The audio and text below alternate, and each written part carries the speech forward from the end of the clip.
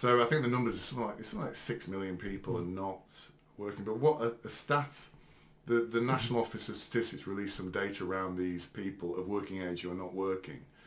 There are now, and this is quite shocking to me, there are now 3 million people under the age of 25 of working age. So we're talking about people from 16 to 25. Yeah. There's 3 million people who are not working, yeah. who are basically unemployed. Now, the reason I find this interesting is I know what I was like when I was 18 to 25. Yeah. You're young, you've got energy, you're full of ambition and drive and all that sort of thing. And some of the most creative and amazing times in terms of, you look at musicians, scientists, mathematicians, their best years are between sort of 18 and 25. Why would 3 million people of that age with that vim and vigour that must drive through their bodies not want to work or not be ambitious to do and achieve something in their lives? Because it's a bland statistic, isn't it? 6 million people not working, blah, blah, blah. But young people, why would young people not want to work? This problem has been increasing over several decades. I first noticed this 15 years ago when I was working for Manchester Council, and my job was around stopping kids getting involved in crime. And I dealt with, sometimes 16, 17, 18-year-olds. And I was surprised how many of them didn't work, which didn't surprise me, but how many of them didn't work, didn't sign on because they couldn't be asked, and lived at home and were supported by usually their mum, who was usually either working or on benefits, because the child couldn't be bothered signing on. It was a hassle. Got to sign on. They're going to ask me to do job searches, and I'm not being spoken to like that. I'm not signing on. So they had no income. No income, and sponged off the parents, which usually a single mum, and the mum would allow it, because that's how rich the poor people are in our country now. Is you can be poor on benefits and don't need extra benefits for your children because you can subsidise their lifestyle, and some involved in crime as well. And I remember thinking about that for a long time, thinking, what have we done? When I was growing up, poor people needed benefits. And if you were 16, 17 and not working and didn't want to sign on, your mum and dad would drag you to the job centre to sign on or get a job, because your family needed the money to survive. So we've made life easier for everybody. We also went through a phase then from the 80s onwards of your children are your best friends. So I'm friends with my children now. We go out clubbing together, and we go concerts, and we do this and we do that. You're not best friends with your children. If you're best friends with your children, that just means you're a poor parent. Because your children don't need more friends.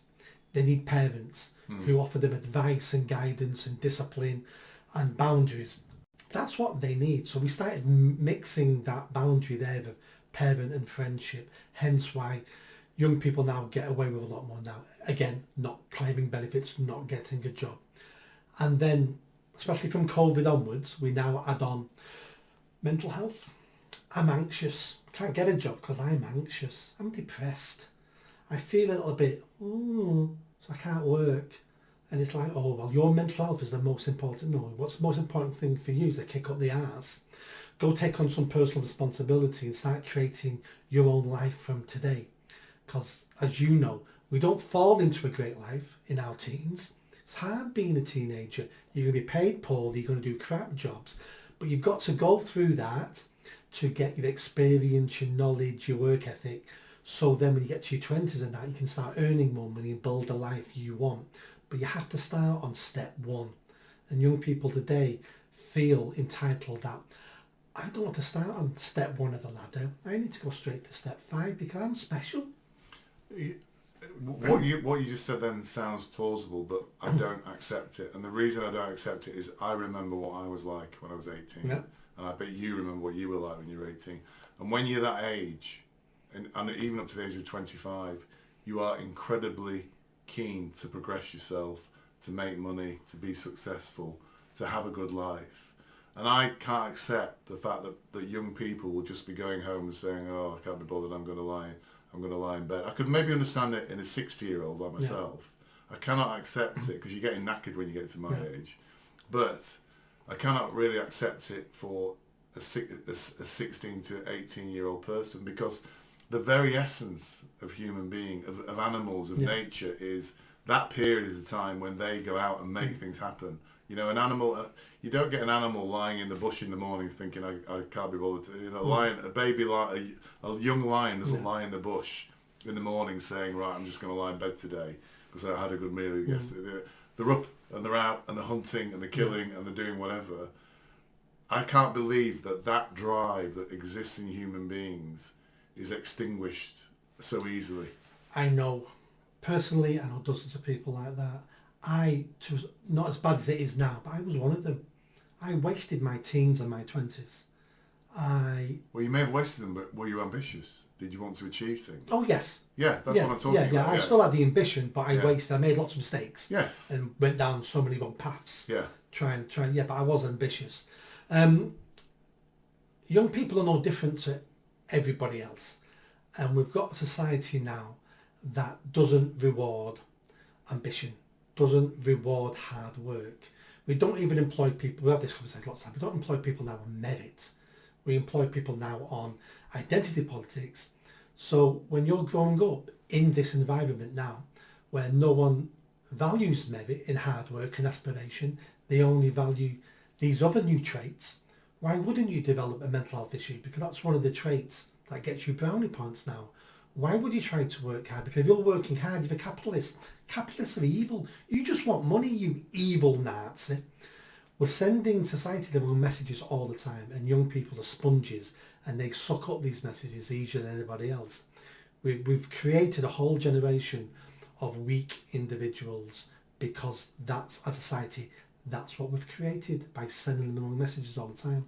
Well, I mean, that's probably a more interesting point, because what you're potentially saying is success or achievement now is measured by the factors you just outlined, which aren't the factors that you and I enjoyed or were interested in as you. So maybe they are working hard, but working hard to show that they're, you know, really woke, that they support Gaza. So maybe that's what they're spending there, and maybe that's how they're measuring their success. That's how they get their social status now. It's not through working hard the way we class working hard. Yeah. It's through, look how many followers I've got on Instagram. Yeah. I'm working harder than you, pal, because you don't even have an Instagram. Yeah. I'm doing better than you. Yeah. And that's not how we judge success in life, me and you. Yeah. But that's how the younger generation are beginning to judge success in life. They don't have the same matrix of success that we have. And maybe there is also now something I've detected recently, a resentment against money, success in this society. You know, certainly. Yeah, I think that's a false dichotomy for them, as in, I don't earn money, I've got no chance of earning money, so therefore I'm going to reject the concept of earning money, because then I'm not a loser anymore.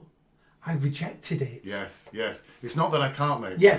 I've rejected that because I want to focus on the Manchester Bee and trans people and all that jazz. How many millionaires do you know who then said, I reject money and gave it all away? Buddha, apparently.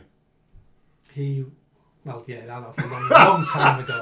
I just happened to be reading about that. Yeah, because he was a prince. Yes, he was from a very wealthy family. There are quite a lot of very wealthy people, second generation wealthy people, who reject it. I don't think there's many who make the money themselves. No, absolutely. If you've made it yourself, you know the value of money. Yeah, I mean, I've noticed in business, every now and then we'll come across a business where it's second or third generation.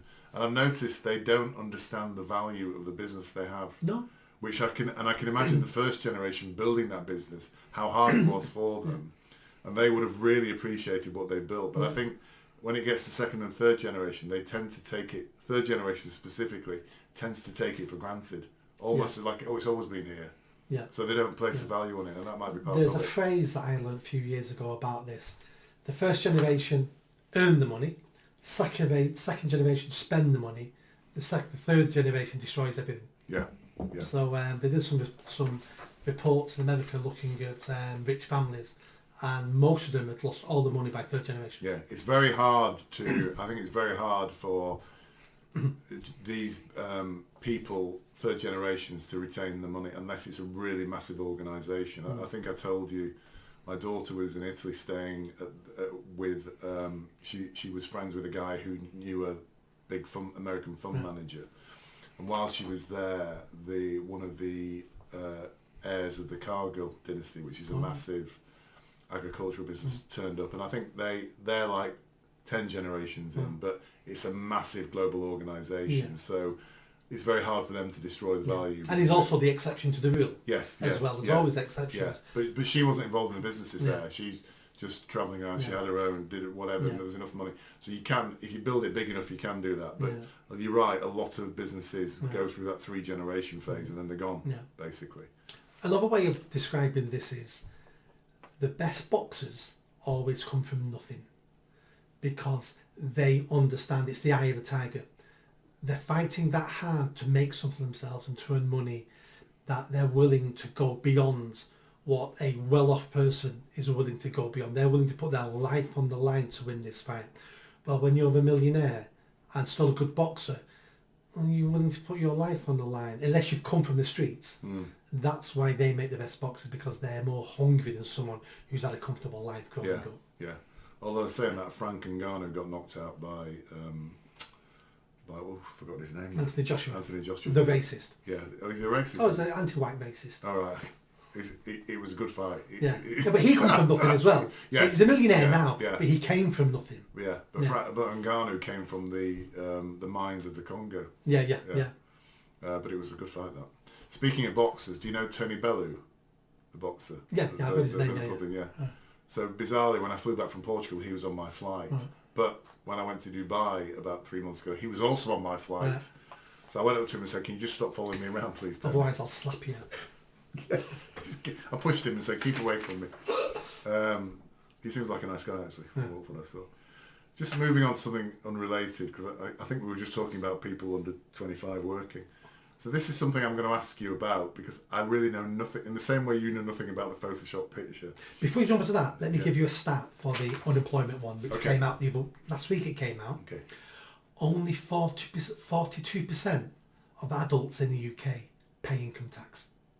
Really? Everybody else is earning under the limit of on benefits. Wow. So only 42% of the adults in the UK pay any form of income of income tax. So that means the other 58% are supporting 42% of. So half the population is supporting the other half. Yeah. Wow, that's an amazing stat. That is. Do you think people realise that? No. So some of those people who are not paying income tax are earning under 12.5 grand a year. Yeah. So they're still working part-time but not paying any tax. Yeah. A big proportion of the others will be on benefits who don't pay tax. But and we keep raising the threshold all the time of when you pay tax. Yeah. I would like to reduce how much tax we pay.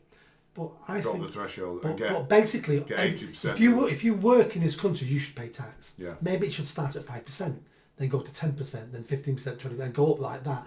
But to keep raising the threshold means people then don't understand what we're doing with their tax money, because they go, "Well, I don't pay tax. It really doesn't affect me." It should affect you as an adult in this country. Yeah.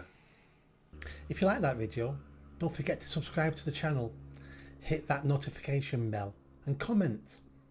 And if you like what I'm saying about running for Mayor of Greater Manchester, then stick around. Tell your family, tell your friends. The only way I'm going to have a chance of winning is a grassroots movement. So be part of that movement and hit that bell. Thanks.